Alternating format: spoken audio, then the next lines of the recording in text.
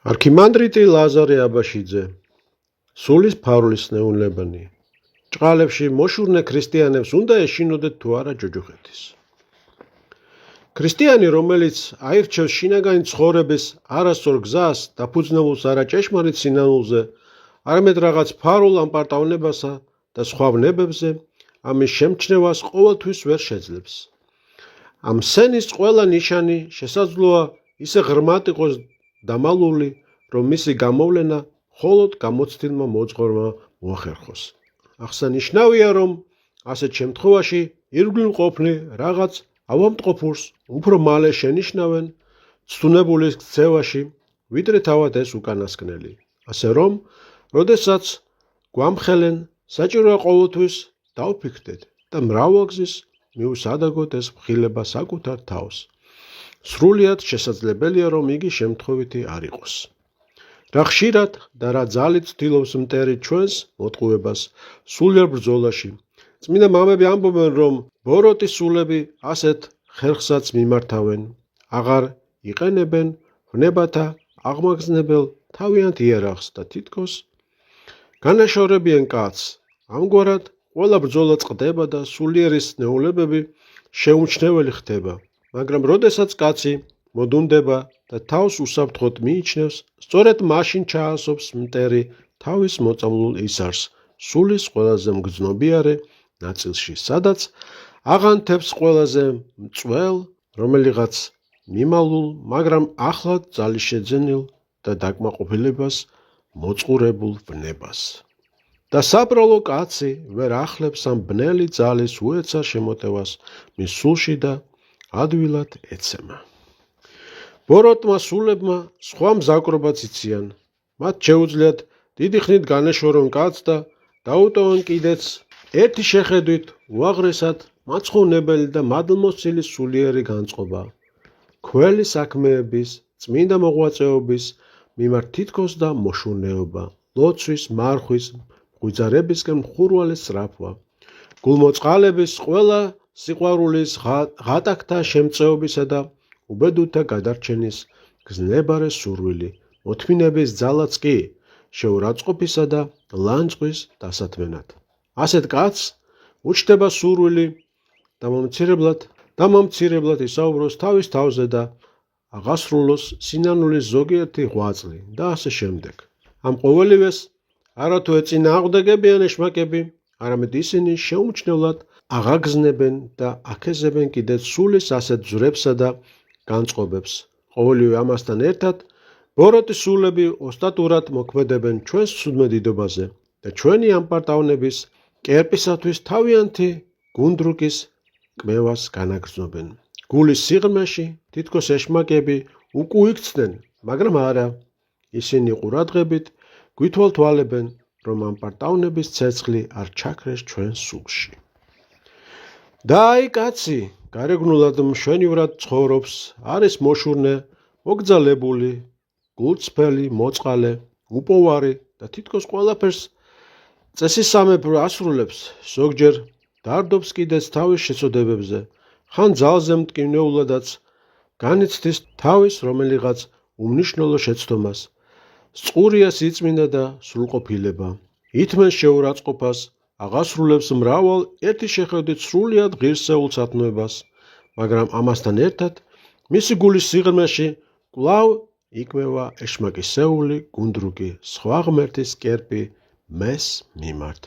და ყოველივე ღვაწლის აღსრულების შემდგომ უფრო მეტად რჩხოლავს თითეული, ჭყალებში ქველი საქმის შემდეგ სულ უფრო კვებავს ჩვენს ამპარტავნებას.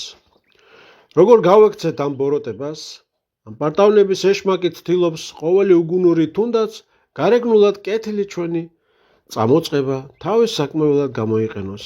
გამოუცდელ ქრისტიანს არ შეუძლია ყოველთვის კარგად გაარჩიოს, რას ეყრდნობა მოღვაწეობის დასაწყისში, რომელ სათავიდან იწყებს მისი სამოღვაწეო ხის ფესვები. სინამდვილეში ვინ ახალისებს და ვინ ითვისებს მისი შრომის ნაყოფს. საქმე ის არის, რომ მხოლოდ სახარებისეული მცნებები უნდა იყოს საფუძველი ჭეშმარიტი სიკეთის ჩვენში. იგი უნდა აღესრულებოდეს ღმრთისადმი შიშით, ან მორჩილებით, ან სიყვარულით, ეს დამოკიდებულია ჩვენი ცხოვრების სულიერ სიმაღლეზე, მაგრამ არავითარ შემთხვევაში თავად მოღვაწეობის ან ჭყალებში სულიერების, ან სახარებისაგან დამოუკიდებელი, ჭყალებში სიკეთის, ჭყალებში ზნეობის, ან სიწმინდის, ან თუნდაც სრულყოფილებისა ჭყალებში და სხვა ზედაპირულად გაგებული ცნობილ სათნოებათა გამო. უნდა ვესწრებოდეთ, ვიმოქმედოთ ისე, რომ აღესრულოთ ღმრთის ნება, გქონდეს ერთი მიზანი, ღვთის სათნოყოფა. კაცი საერთოდ არ უნდა იყოს თავის მიერ ქმნილი სიკეთის იმედად, მას მართებს ნიადაგ იმეორებდეს უვარგისი მონავარ, ქვენ ის, რაც მევალებოდა. ლუკას სახარების მე-7 თავის 9 მუხლი და ქვენ დუნეთ და უდებებით. ღვთისმცნებები იმდენად ამოუწირავად ღრმა, რომ მათი ბოლომდე აღსრულება ჩვენგანს არავის ძალუც და რაც მეტად შეცდება კაცი მათ აღსრულებას, მით ნათლად ინახავს საკუთარ უძლურებას, არასრულყოფილებას, ცოდვით დაზიანებასა და ღვთისაგან დაშორებას. ამ შეგნებით მას ეზღარჩება უსასრულო დამდაბლეს საკუთარი თავი გაკიცხოს, მანამდე სანამ პავლე მოციქულივით არ იტყვის. ცოდვილთაგან პირველი მე ვარ. 1 ტიმოთეს 1 თავის 15 მუხლი. მას საკუთარ თავში ვერაფერი ღირსეულის მხედველს იზღარჩება, რომ საღვთო მოწყალების იმედად იყოს. მაგრამ ასე არ ხდება იმ შემთხვევაში, როცა კაცი საკუთარ საქმეთა საზომად იღებს არა ღვთისმცნებათა სიღრმეს, არამედ კაცობრივი შეზღუდულობით გაგებულ სათნოებას და ამ გზით ადგენს მათ საფასურს, განსაზღვრავს წონასა და მნიშვნელობას. სწორედ მაშინ იბადება ავადმყოფური მოშურნეობა, უნუგეშო მწუხარება, უმცირეს შეცდომაზეც კი და ამის მიზეზია საკუთარი სიმდიდრიდან რაიმეს დაკარგვის შიში. საკუთარი შრომის ესოდენ მოიმედე კაცს თავი გონია მდიდარი, რომელიც ბეჯითად აგროვებს და იმრავლებს ქონებას.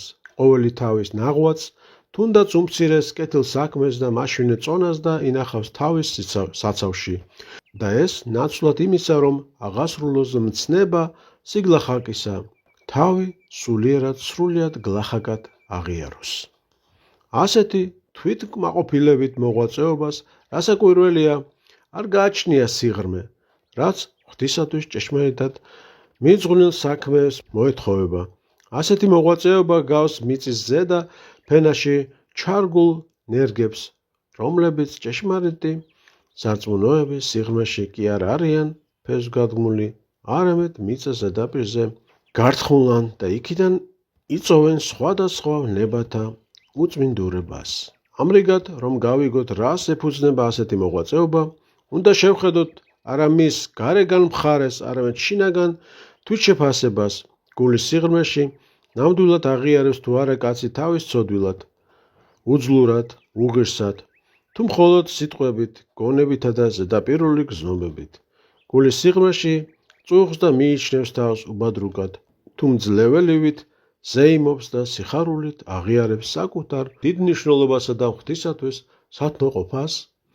ეს კარგად ჩანს იქიდან, მიიჩნევს თუ არა ასეთი კაცი თავს წარწმედის, ჯოჯოხეთის ტანჯვის ღირსად. აცნობიერებს თუ არა, რომ ემუქრება სასჯელის და მარადიულ ჯოჯოხეთში წასვლის რეალური საფრთხე, რომ შეიძლება ცხონდეს მხოლოდ ღვთის წყალობით და არა თავის სათნოებებით, რომ მას სჭირდება ბევრი ილოცონ მისთვის, ხოლო პირადი საქმენი და ლოცვანი არასაკმარისია ცხონებისათვის. თუ ასეთი ჭყალებში მოშურნე ქრისტიანი, რომელიც საკუთარ თავს ცოდვილს უწოდებს, მაინც საკმაოდ მტკიცედ არის დარწმუნებული, რომ არასოდეს მოხდება ჯოჯოხეთის ჯურღმულებში, რადგან ამდენი სიკეთე აქვს გაკეთებული. მაშინ ვაი გულისა ასეთ განწყობას, ეს უბედურებაა. სულ სხვა წმინდა მამათა მაგალითი, მათ ამკვეხნად უკვე მიაღწიეს ანგელოზთა მდგომარეობას, შევეძლოთ საოცარი სასწაულების აღსრულება, ჰქონდათ წინასწარმეტყველების ნიჭი, ღვთისგან ჰქონდათ ხილვები და გამოცხადებები, ხოლო სიკვდილის წინ უნუგეშოდ დასტიროდნენ თავს და გულწრფელად მიაჩნდათ, რომ ჯოჯოხეთში დაისჯებოდნენ. როდესაც წმინდა აბა აღათონის აღსასრულის ჟამი დადგა, ძმებმა მის სახეზე შიში შენიშნეს და უთხრეს: მამაო, ნუ თუ შენც გეშინია. მან მიუგო: მართალია, მთელი ძალით ვცდილობდი ღვთისმცნებათა აღსრულებას, მაგრამ მე კაცი ვარ და არ ვიცი სათნოა თუ არა ჩემი საქმენი ღვთისათვის. ძმებმა კითხეს: ნუ თუ არ ხარ დარწმუნებული, რომ შენი საქმენი ღვთისათვის სათნოა? ბერის პასუხი ასეთი იყო: შეუძლებელია ვირწმუნოს მანამდე, ვიდრე ღვთის წინაშე არ წავდგები, რადგან სხვა არის სამჟარო ღვთისა და სხვა არის სამჟარო კაცთა. როდესაც აბა არსენის ამა სოფლისგან განსვლის ჟამი მოახლოვდა, მასთან მყოფმა ძმებმა იგი მტირალი ნახეს და კითხეს: მამაო, ნუ თუ შენც გეშინია. მან მიუგო: მეშინია. შიში, რასაც ამჟამად განვიცდი, მუდამ თან მდევდა იმ დროიდან, რაც მონაზონი გავხდი. პიმენ დიდი თავის ძმობას ეუბნებოდა: გარწმუნებთ, სადაც ჩააგდებენ სატანას, იქ ჩამაგდებენ მეც. მრავალი წელი მისდევდა მაღალ მოღვაწეობას ბერი სილვან ათონელი და ეშმაკებთან ბევრი მტანჯველი ბრძოლა დაითმინა. მაგალითად, ერთხელ ღამით ლოცვის დროს ბერს ბოროტის სულები აჭირვებდნენ და ლოცვის საშუალებას არ აძლევდნენ. მან მწუხარებათა და გულის ტკივილით შეღაღადა უფალს. ესწავლებინა, როგორ ელოცა და რა ეღონა, რომ ეშმაკებს მისთვის ხელი არ შეეშალათ. პასუხად სულში ჩაესმა: ამ პარტავანი მუდამ ასე იტანჯებიან ეშმაკთაგან. უფალო, განაგზავნა ბერი, მასწავლე, რა ვქნა ჩემი სულის დასამდაბლებლად, და ისევ მის გულში გაისმა ღვთის პასუხი: გონებით ჯოჯოხეთში იყავ და სასოს ნუს წარიგვეთ. ამის შემდეგ ბერი სილვან მიხვდა, რომ მთელი ღვაწლი უნდა მიმართოს სიმდაბლის მოსახვეჭად. იმ დღიდან მისი საყვარელი საგალობელი, როგორც თავად ამბობდა, გახდა: მალე მოვხვდები და უბედური სული ჩემი ვიწრო შავბნელ ჯოჯოხეთში ჩავა. იქ ჭვარტლიან ალში მარტო დავიტანჯები და უფლისათვის ვიგლოვ. სათხარ ნათელო სულისა ჩემისა, რად მიმატოვე, უშენოდ ვერ ვიცოცხლებ. ივანე აღწერელი მოგვითხრობს, რომ ერთი მოღვაწე მონაზონი სიკვდილზე ფიქრით ხშირად განკვირვებაში მოდიოდა და მასთან მყოფ ძმებს იგი გრძნობა წართმეულთა თუ ბნედაცემულთა მსგავსად თითქმის უსულო მიჰყავდათ. იმ აზრის განსამტკიცებლად, რომ სინანული და შემოსრულება უნდა მარაჯამთან გვდევდეს, იმავე მამას მოყავს ასეთი შემაწუნებელი ამბავი: იმ ადგილში ცხოვრობდა ვინმე სტეფანე, რომელსაც იზიდავდა მეუდაბნოება და დაყუდება. მან მრავალი წელი გაატარა სამონაზვნო მოღვაწეობაში და შემკული იყო სხვადასხვა სათნოებებით, განსაკუთრებით მარხვითა და ცრემლით.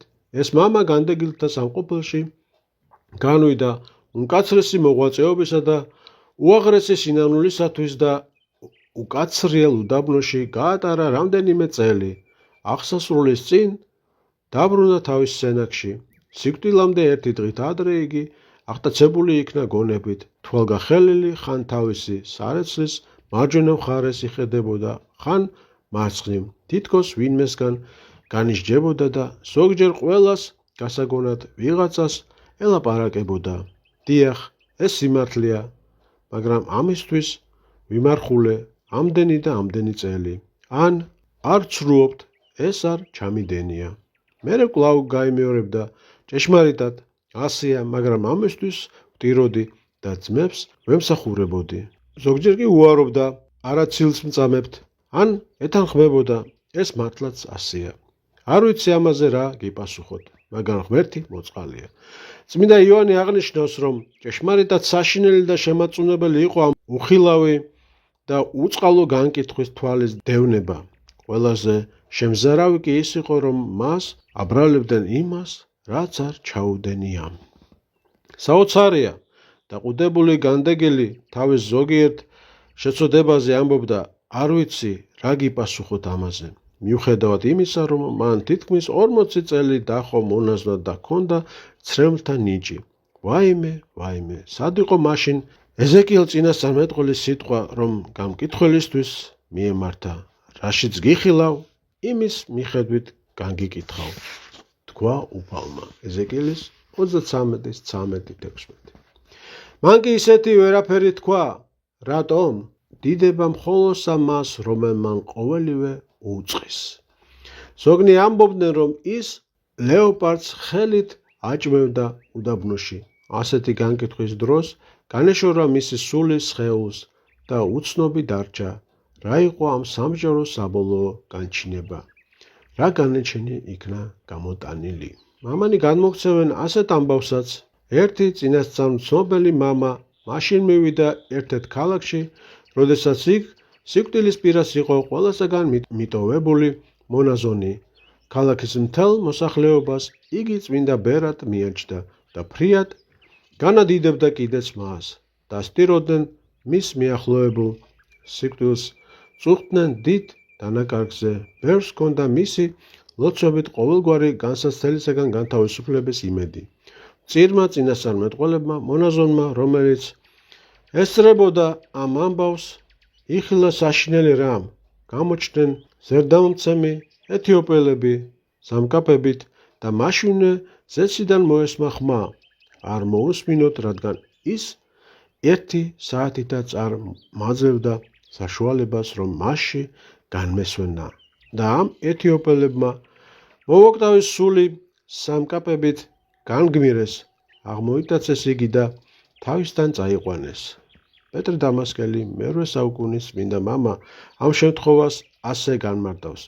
ეს მოხდა მხოლოდ მონაზონის ზვაობის გამო, რადგან სხვა ცოდვები რომ ქონოდა, ადამიანებს ვერ დაუმალავდა, მით უფრო რომ ყოველ საათს სცოდავდა.